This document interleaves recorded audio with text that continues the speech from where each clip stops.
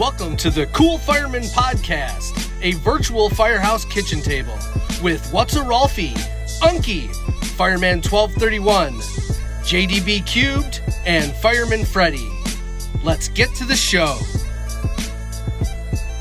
Hey everybody, welcome back to the Cool Fireman Podcast. You made it, you're here. This week, we've got Matt, Unky, we've got a special guest, Sean Duffy. Sean Duffy, buddy of mine from Build Your Culture. He has been published a bunch of times. He's taught at FDIC, you know, that big thing that everybody really wants to go to. And he's actually even started this really cool training conference in Michigan where we both live called Great Lakes Hot. So we're going to dive into that with him today. But before we get too far, we're going to take about 5 seconds, and we're going to have a moment of silence for anybody that we may have lost here in the last week.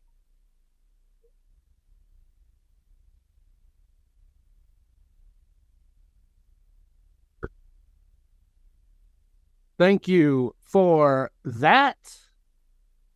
Something that we try and do every week. Remember those that have paid the ultimate sacrifice. So, Sean, welcome. Duffy, whatever we're going to call you today. It kind of bounces all around, but let's talk about first, who are you? Where do you live? And what's your fire experience? Oh man. I'm a normal firefighter, man. That's really it. I just love the job. I was blessed to start early, like right out of high school. And, I was volunteering at that point, and I kind of figured when I was taking off from my paid job to stay at the firehouse for free that I probably should do something about it.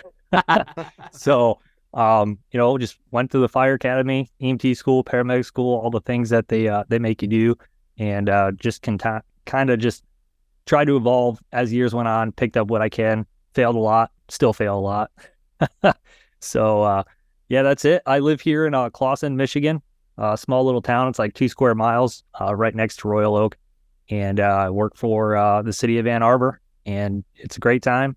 Having a blast. Can't believe it's been 18 years that I've been in the fire service, and I still feel like I've got a ton to learn. So really don't plan on slowing down unless I'm forced to some way. And then I probably shouldn't tell you this, but my wife's family is an Ohio State fan. Oh, no, that's all right. I probably shouldn't say this, but I'm not really a football fan. I'm more of a hockey person myself. So, all right. Just wanted to throw that out there. Yeah. So Sean, I met you a few years back. You actually decided to come up and join a fire department that I worked for. We worked together for almost 18 months or so, and both of us decided to make jumps in different directions. But one thing that really was impressed upon me is your the culture and trying to take the culture of that fire department and take it in the right direction. And it's actually the background that you have right now, and it's part of the company that you kind of created, which is to Build Your Culture. So can you give us a couple minutes on that? Oh, yeah. So much like anything else, I mean, like I said in the beginning, I'm just a normal person, right? I think we all find ourselves frustrated at times, with the way things are going, maybe be like personally, professionally, maybe inside an organization, whatever that is. And unfortunately at that time, I was very frustrated. This is probably like 2019. Just incredibly frustrated with the situation I was in. And I was at a fire conference with a good friend of mine, Pablo, and we were just talking about it, and he was kind of like, yeah, man, just got to set the example. It's about building that culture that you want to see. And we just kind of like looked at each other and we're like, well, that's it. We had talks about building a training company and doing some stuff. And we had an Instagram page, but not anything like real crazy, and we just decided that was going to be the name of what we were going to do. And it was going to embody everything that we stood for. And it still does to this day, and, we're certainly not experts. And, I wouldn't say that we have any like college level background on this whole cultural stuff, like other people might have, but it's pretty simple for us. Like, you could sit back and you can continue to complain, or you could do something about it. And if you don't like it, then try and fix it, and a lot of that could be done by your own actions right there in your firehouse. And, that stuff becomes contagious, whether that's positive or negative. So it was really more of an accountability thing for us of, hey, this is what we want for ourselves. This is the performance level we demand out of ourselves. And if our organization is going to have standards placed upon us for what they expect, we're going to expect our organization to have standards as well. So, it was just, like I said, that accountability thing of coming into work every day. And if you're about it, be about it 100%, and just try and capture as many people as you can along the way and keep that snowball effect rolling. So you're saying that the do as I say, not as I do, that doesn't work, or what are we talking here? Yeah. So I won't mention anything in particular, but anybody who knows me or has had a conversation knows exactly what I'm talking about. It was just kind of like that, it's like, hey, the fire went out, everyone went home, like all is good. Or just like even in the firehouse is more about like pulling pranks and having fun than it was actually giving a crap about doing your job well. And just even the way they treated each other within that organization, it was just like, dude, this is so cancerous, and it really affects you in the long run. You start really feeling it in your own performance, in the way your attitude is towards people you work with, people, in your personal lives and things like that. And when you realize like, hey, there's a problem, we got to fix this. We just decided, hey, you know what? You don't have to agree, and that's fine. Not everyone's going to agree with the way we feel, but we're no longer going to let anybody, push us down and keep us down. Like that's just not an option. So, it's an amazing thing when you find out how many other people are into the job, right? And actually care about what they do and uphold that oath that like, hey, we're here for our citizens. And, when they call whatever it is, we got to be the top of our game. And then even in the firehouse, right? Like physical fitness, training, all that stuff. It's just Target Solutions isn't the answer for everything, So sometimes you got to get your hands dirty. And it was an uphill battle. And we were not very well liked for it, but it is what it is.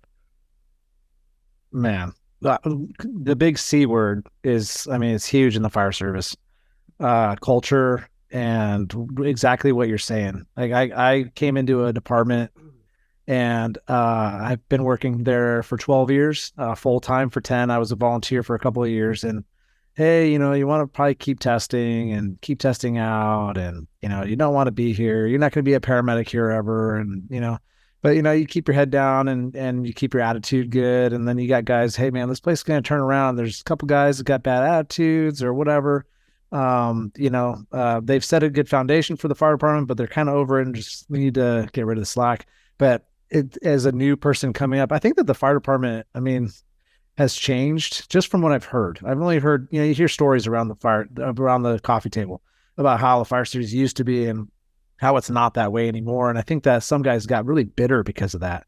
HR is, at least in our neck of the woods, HR is having a much bigger role in our fire department now, or our city is, than it probably ever has been. And that's definitely a cultural change. And we've had a few different fire chiefs in the last few years. And that's like one of the first questions they come in. They're like, hey, how's the culture? How's the morale? Like, what are we doing to change it? And we all know we've discussed this before on this podcast about changing the big C word is like steering the Titanic, man. It ain't like a little Sea-Doo. You're not going to change it overnight. And the bigger your department is, the harder it is to have a voice. It's one of the reasons why I love working for a smaller department, because I just don't feel like a number. I know everybody that I work with. I know their kids. I know what their kids are doing, what grades they're in. We go on camping trips together, Christmas parties and holiday parties and blah, blah, blah, blah, blah. That all contributes to the morale and the culture of the department. And I could see, there's different facets, different, sizes of fire departments can change that. But I think everybody's struggling. Maybe everybody's kind of struggling with that right now. I don't know how you guys, how you feel, Fred, with the culture and the morale of your fire department, and if you feel like it's been changing in the last 5-10 years. I don't know. I think for both departments I've been on, and Duffy can speak to this a little bit too, but like it ebbs and flows, and it goes by significant events that are maybe going on within the department at the time, or it's the head of the snake. It's either who's upstairs in the office, or maybe who's leading your shift, and whether or not they want to allow certain behaviors to just be acceptable, or if they're going to be somebody who's like, you know what, no, we're not going to do that. We're not going to get in at 8 o'clock or 7 o'clock in the morning and make a cup of coffee, make our rack, and go lay down by 7:15. Like, we've got trucks to check out. We need to do some station duties. We need to do some training, and a lot of it goes to the, hey, let's train. And it turns into, oh, okay, well, what do you want to do? Let's throw some ladders. Oh, okay, there's ladders on the truck. Go throw them. It's like, no, man, like, let's do this together. And I think when you're in contract negotiations, there's a lot of tension and stuff that goes on, because you've got the e-board who's trying to do their best to navigate those waters, and then you got the membership who's like, you know what, we want 50% raises and a 7.0 pension, and I want to get paid with retiree healthcare. Like, it's just not possible. So you get that tension that happens too. And I mean, some days it's great, some days it isn't. And I think everybody runs into that. Yeah, there's certainly no like perfect fire department out there. Don't get me wrong. You're going to have issues with people or admin or whatever, wherever you go. You're never going to be 100% completely happy. But, what our thing was, what we found out is we were big on, man, if you don't like it here that much, just leave. And people were like, oh, I can't. I got this pension. I got this. And it's like, okay, so you're going to infect everybody else around you, right? Because you don't want to do the right thing and just say, hey, maybe this isn't for me anymore. And I get it. People need to finish out their time and stuff. But if that's you, dude, just keep that negative stuff to yourself, man. Like, why? The biggest thing that we saw going on was it was at the company level. Like, we would hire brand new people, and they would come in and they'd be assigned to like this cancerous crew, just a bunch of people that were absolutely miserable. They hated the job, they hated the department, and all they would do was pretty much get inside those recruits' head and shape what their opinion should be. So now these people get off probation and they are doing the same thing to everybody else. And it was just like this domino effect. And that's where we was like, time out here. Like, sending those people off to the same firehouse and forgetting about them isn't solving any issues. That's creating more, because now you're allowing it to fester. And that's where we're like, you know what? I can't help who the fire chief is. I can't help who my lieutenant is. I can't help who my senior fireman or my driver is. They're going to be there whether they're a positive influence or a negative influence. But I can't 100% look at myself and realize, like, all right, I'm not going to be them, right? And I'm going to set an example for myself, and people are going to see it, and they're either going to follow it or they're going to continue to make fun of it and throw stones, and that's fine. But I'm not getting beat down anymore. It's not worth it. The job is too good of a job to hate, right? We're blessed that we get to do what we do, and we do some phenomenal things. The relationships you build with people are second to none. I mean, lifelong friends, there's just way too much to this to just throw it away because you're miserable. Yeah. I think you guys can share the sentiment that you would rather get crushed 20 calls a day and be with an amazing crew that you guys are just laughing along the way. You're like, oh my God, I can't believe we're getting up again after midnight. Rather than being at the slow station with just an absolute miserable crew that doesn't want to be there, and all they do is bitch and complain. Oh my God, this food sucks and whatever else. Oh, we have to go train again. It's like, you're together as a crew. I mean, that started way back when I was on the ambulance. I worked for a private ambulance company, and there was just two of us, be sitting in the ambulance at 2 o'clock in the morning in some parking lot, because they didn't have enough ambulances, basically to cover the areas. So we'd have to go, if one ambulance went out, we'd have to cover another middle ground area. We'd be sitting at a parking lot at 2 o'clock in the morning, just laughing our asses off because we're having a great time. Or you work with that miserable, guy, it's just like sitting there, just like, oh my God, 24 hours feels like it's like, 96. Yeah. That's definitely a sentiment I think everybody can kind of share. Well, I think too is like, people they're not in tune with what's going on, right? So, let's say you're sitting at the kitchen table, you're quiet, you're not really saying a word. Maybe that's not who you are, right? And they're like, oh man, you're quiet. I'm like, not really. I got a lot to say, and I'll talk your ear off if you give me the chance. I just don't want to talk to you because you guys are not on the same page as me, and it's just not worth getting into that debate or that argument. Like, unfortunately, this is the shift where I'm just going to sit here and pay my 24 hours and go work out and go throw ladders, do whatever I got to do. But it amazes me how many people don't pick up on that. Yeah. Like, they'll see you with another crew laughing, joking around, having a great time. They're like, oh, well, what's the deal? And you're like, well, take a look in the mirror, man. Like, I'm not going to call you out, right? We're not going to have that conversation unless it absolutely needs to happen. But, yeah, you know, if you're sitting there and you're working with somebody who's normally like a happy-go-lucky person and they're not talking to you, you're probably the reason. It's just good point. Yourself, you know? Very, very good point. I like that. I like that. I just want to talk to you. Okay, we were talking off the camera, like that you've got some family in the fire service, so I'm sure you guys talk some fire at Thanksgiving and like around your holiday tables or coffee table, whatever it is. But and I don't know, what do they talk about how the tradition of the fire service has changed, or the morale, or the whole like tradition of it, or no? We tend to talk about it kind of depends on who's in that conversation. Yeah. It's just usually me and my father. We talk about our department because we're both federal firefighters. He's retired. I'm still active, and my brother works for the city where me and my father volunteered at, and he's also an officer in the same firehouse we volunteered at now. So with him being a young officer, he kind of talks about which kind of directions, how he should handle things. And, he tries to build a good culture, right, in his firehouse. Right. And it's hard for him. It's always hard for anybody to do something.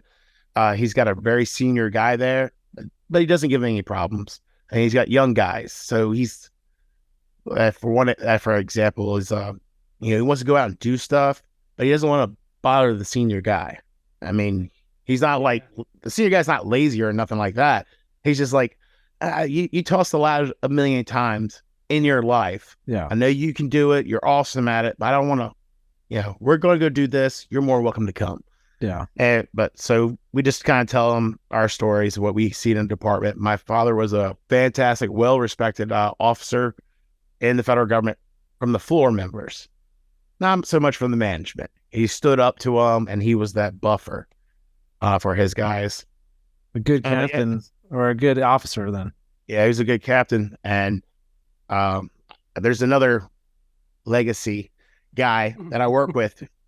We had a lot of legacy guys come through, as everybody else calls us. And his father's still active with us. I just hear people just tell him all day, your dad's a piece of trash and this, that, and another thing. I was like, I never heard that about my dad. I went around to the guys I knew wouldn't lie to me. And I asked them, I was like, are y'all just being extra nice to me? And they're like, no, your dad was good. I'm like, oh, okay. But get it off topic. But yeah, we talk about the job. It annoys the wives. Yeah. I mean, is he like a embrace the new, or is he like, these damn young whippersnappers, they don't know what they're talking about? My dad, no, he's like embraces the new and everything. Because, my department, we're a little bit behind the times on certain things. So we're still kind of old traditional stuff. And right. But yeah. Sean, you said that, or Freddie mentioned that you were at FDIC and that you had spoke. Do you guys I don't want to call it like pillars, or, what do you guys talk about there? Like, it's all about culture. And what's the basis?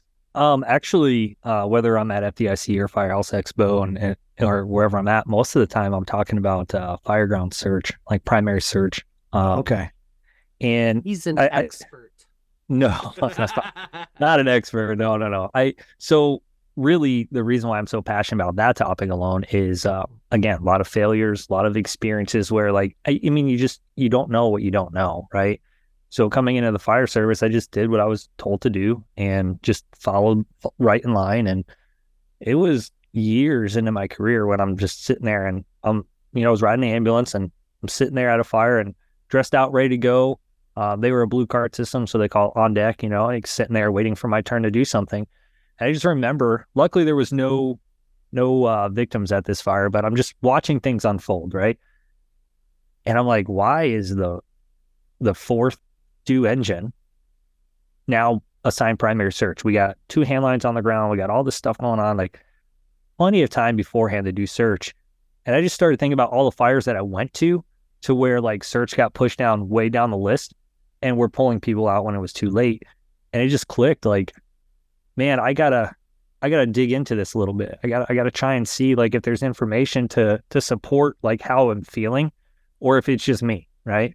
And fortunately, due to my frustration, I was able to find Firefighter Rescue Survey and started digging a little deeper and found articles of like plenty of fires where people were pulled out during overhaul or things like that. And I'm like, I can't be the only firefighter in the country that feels this way, So I just decided to make a program with data that we can prove, like things we can prove, and then back it with my fireground experiences and just put it all together in a package that's, whether you're chief of the department all the way down to a recruit firefighter, there's going to be something in there that's going to make you think. And the whole program was really just challenging your mindset, right? We tend to just take things at face value in the fire service and just never dig any deeper into it. Say like, that's how we've always done it. Right, exactly. Like that's how we've always done it. Or a like good example, and I won't get too far into it, but like the 2 in 2 out thing. If you really dig in and you do your research, you're going to find out there's a lot of gray area there. And there's a lot of information that can support us being very aggressive, even with limited staffing. But we don't ever put that stuff in our policies. Right. It's always like, you got to wait for 4 people. And there's a lot of stuff that directive says we can do with 2 people. So it's things like that I'm like, you know what, I'm just going to go and put it out there. And if people, if they like it, great. If they don't, that's fine. But something's got to be said about it. And then over time, it developed. Like we do a hands-on portion too. We do victim drags.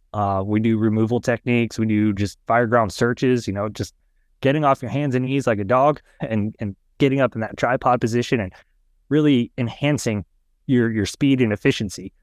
And that just took off, man. And that's really what people want. I've done the culture stuff here and there.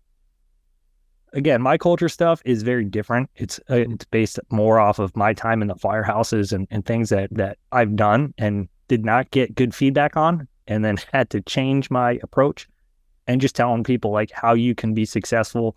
Maybe you're not successful because your approach is wrong. Right. It's certainly not a college level program. Like Scott Thompson, amazing guy. He's probably one of the best when it comes to culture. Him and I are not the same. So I would never do a program like that at FDIC because I would feel like mine would take away from, the importance of what he's trying to push. So, right. Cool. So I know you do, the title of the class, I've talked about it in a couple of podcasts, is Searchable versus Survivable. It's a 90-minute class, right? That you kind of do at FDIC. What's I know you teach it across the nation. You're gone, what, 2 weeks a month, at least you used to be, what have you, 2 weekends or whatever. What's kind of like a cliff notes of the Searchable Survivable? So if people are listening to this and they see this class come up, they're like, that's that class, I want to take it. Oh man, that's such a deep question. Gotcha. 90 minutes and 60 seconds, go. Yeah. It's actually 90 minutes is the time frame that I'm giving at like the major conferences, just because there's so many people that have to do their programs.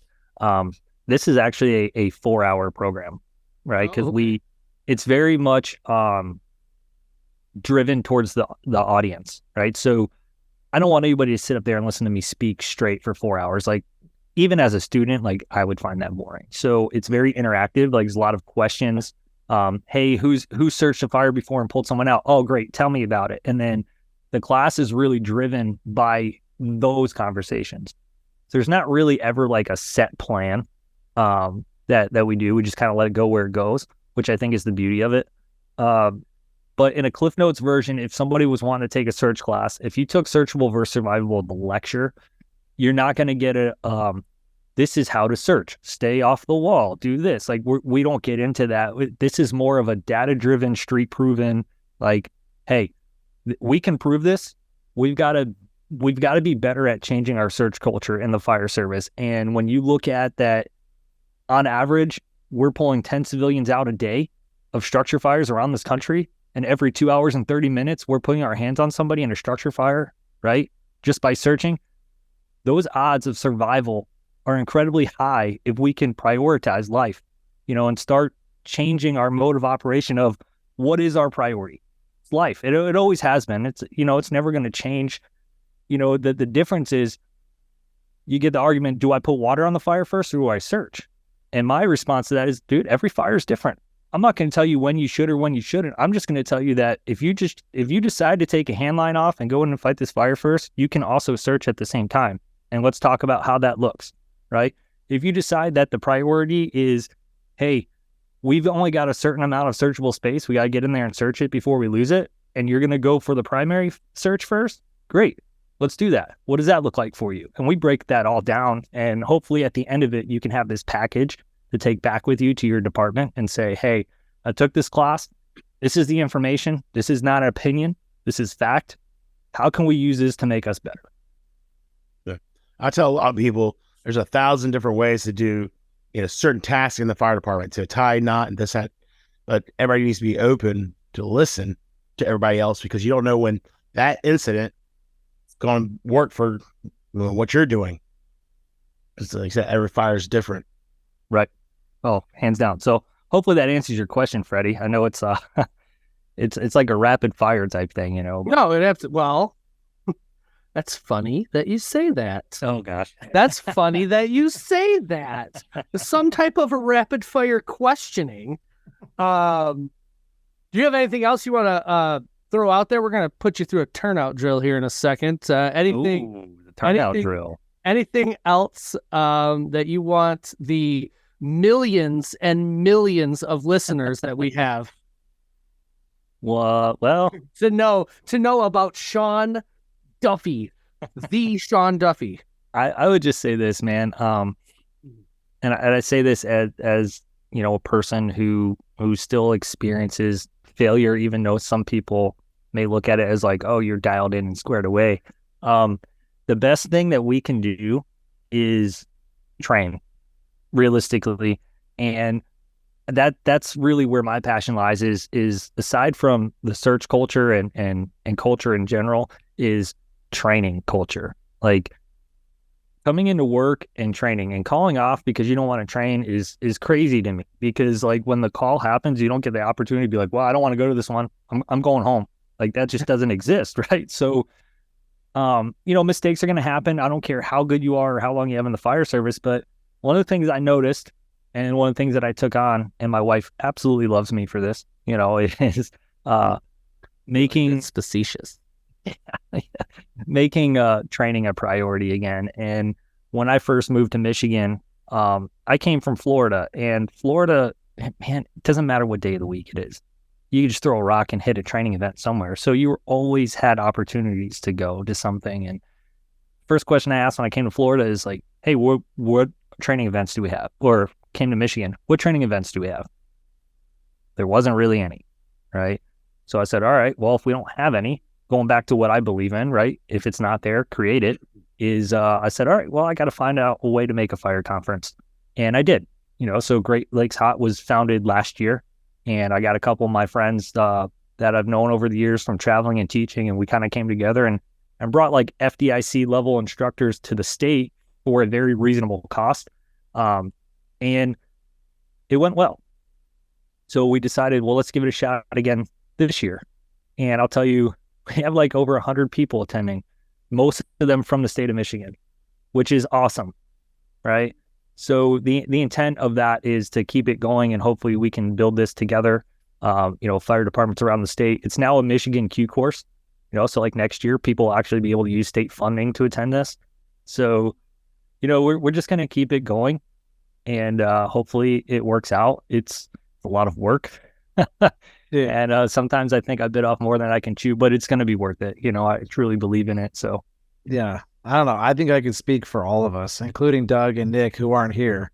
Dude, we commend you for what you're doing. As I'll call you a young person because I'm going to call myself a young person. I'm almost 40, but we're still young in the fire service. And to keep an open mind like you have and to put effort in to just make things better is the beginning of making a great cultural, great tradition in the fire service. Like, I think you're doing amazing things, and don't think that for 1 second that all your work and your efforts aren't going noticed or unnoticed. You know what I mean? Because we're nothing. We're a little tiny podcast. We're trying to, spread awareness, and we want to raise funds for as many people as we can. We don't expect to make a dime out of this thing, but having people like you, motivated, self-driven, which there's a lot of us in the fire service that are like this, that only want to make things better and make people's lives better and just more fulfilled. I've learned that word of the last year, and it means a lot to me, is feeling fulfilled. And I think that you are doing that for yourself, and you are helping a lot of people. And so we commend you. And I think I think it's okay to speak for these other lads. We're proud of what you're doing, dude. Yeah, I appreciate that. Then, it all boils down to this, and you guys all know this too. Like, any opportunity you're given has come from somebody, right? They had to give you that opportunity, and I've been incredibly blessed. I've had opportunities, and I just want to give that back to people. So, one of the things that we plan to do next year with the conference, and you guys are the first ones to hear this. So, yay, right? Cool Fireman podcast. Here we go. I think we're going to add like an extra day next year. And it's just going to be for the state of Michigan instructors, people who have something to say, maybe their own program or something, who just don't have the ability to have that platform. Nobody's ever given it to them. Because let's be honest, man, sometimes it's about who you know. Unfortunately, like, you could be the best person out there, but if you don't know the right people to get you into that spot, it could be incredibly challenging. So we're going to give that to people. So I think we're going to do a 4-day next year, and the first day is going to just be all Michigan-based instructors. Who wants to come out and spread their knowledge and do their thing and have at it, man, and I think it's important that we give that opportunity to people, and we continue to give that opportunity to people, because there's a lot of smart firefighters out there, and unfortunately they're pushed down, right? So we need to work together and bring them up. And even moving forward, I tell everybody, like, hey, if there's something you want to be a part of this conference, man, let me know. I could always use help. Always. Come out. Yeah. Freddie's like, hey, I just got my live fire instructor. But, I start instructor 2 in a month or so. There you go. So invitation's open. You guys, it's also open to anybody who's listening to this, man. Like, let's just come together.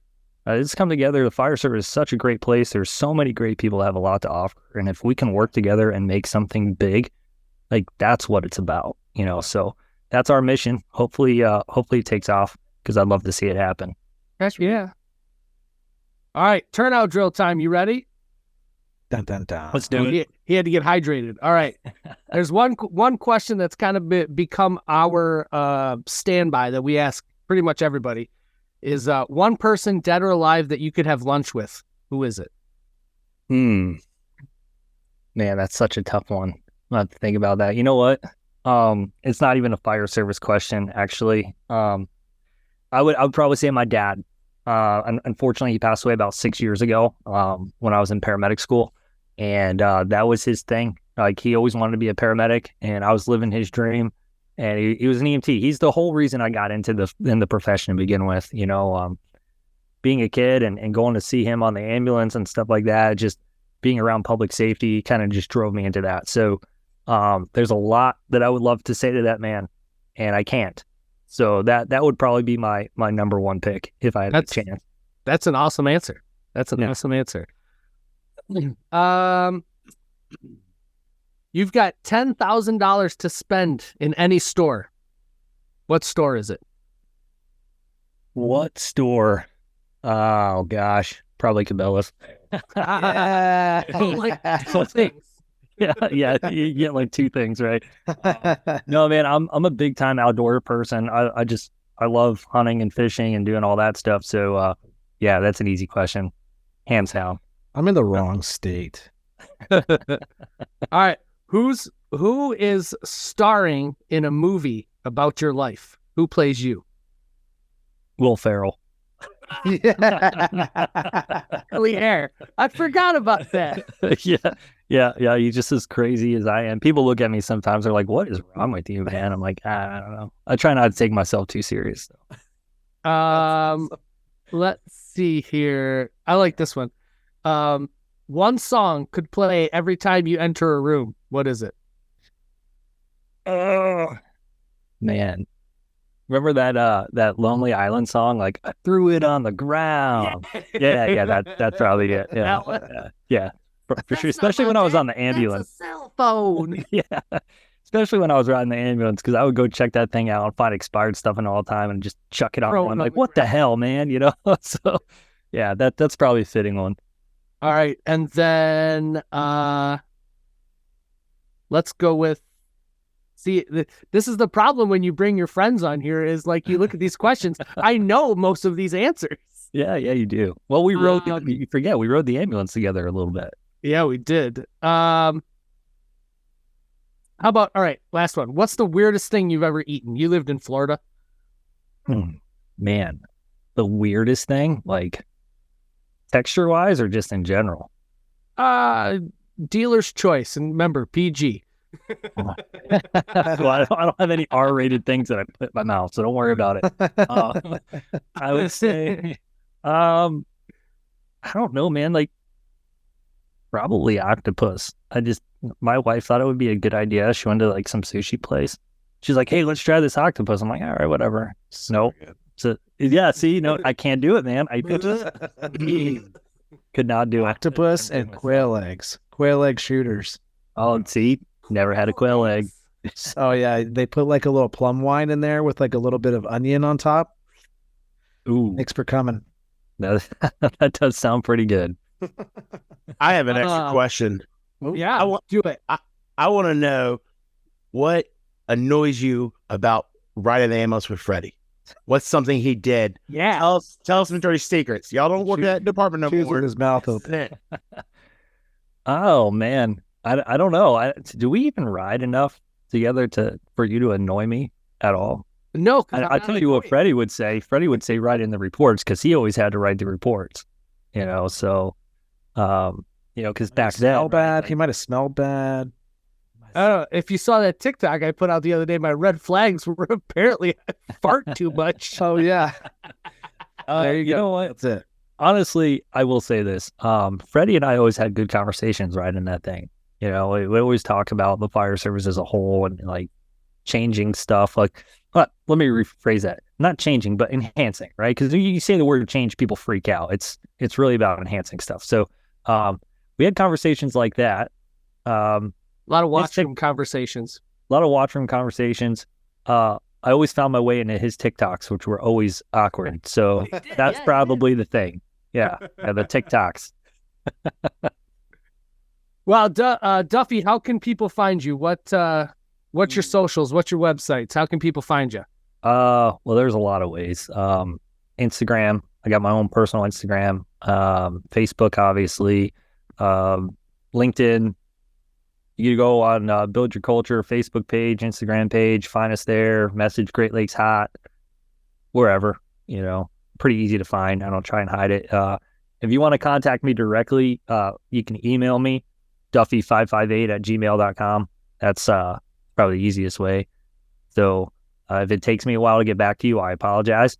I'm terrible about checking my email sometimes. So if you need something and I haven't gotten back to you, just hit me up again and be like, "Hey man, need an answer, got a question, whatever it is." Well, I'll get back to you eventually, I promise.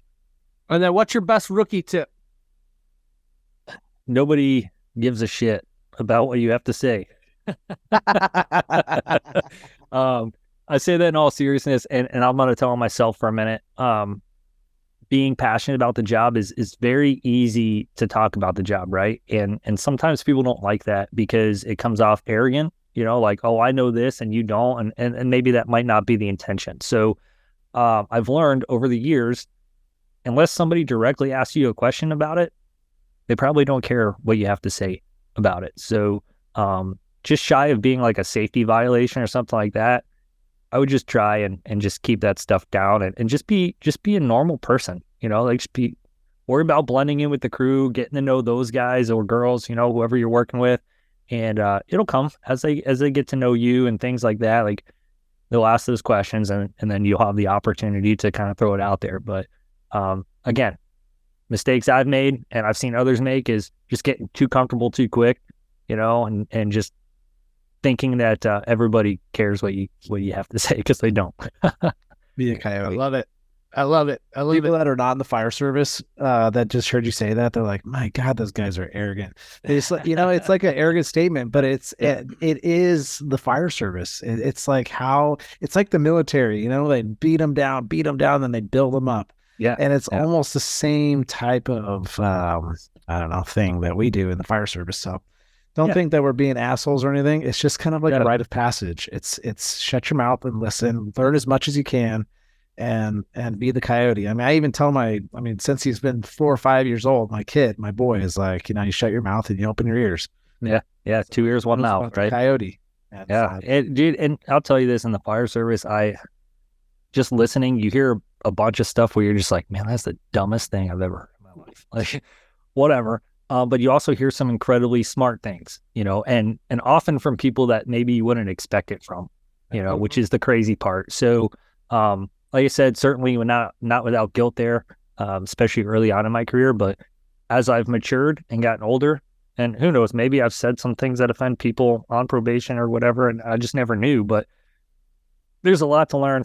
And, people like us four, or other people that just love the job, we tend to consume ourselves with things related to the job.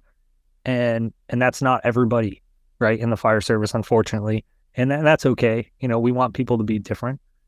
So that's the other thing. Like, just because you're into the job 100% doesn't mean everybody else is around you. And they might be perfectly fine with doing their 24 hours and going home. And that's that. And when they're there for 24 hours, man, they're dialed in and they're engaged. And that's great. Just, let them do their thing, man. You don't got to be beating on your chest and blowing that horn all the time. Just nobody wants to hear that, So it's all about your approach. Very good. Awesome. It's amazing. Great episode. It's shift change. Make your pass-ons. Get your shit off the truck. Have yourselves a good day. Sean Duffy, thank you for joining us here on the Cool Fireman podcast. And thanks for having me. Check him out on all of his socials. Email him if you got questions. Next year, sign up for Great Lakes Hot. That's it. Get out of here. Go home. See ya. Roll it, Gigi. Before you leave, hit that subscribe button, turn on notifications, and give these firemen a huge thumbs up. Also, make sure you check out thecoolfireman.com for more. Thanks!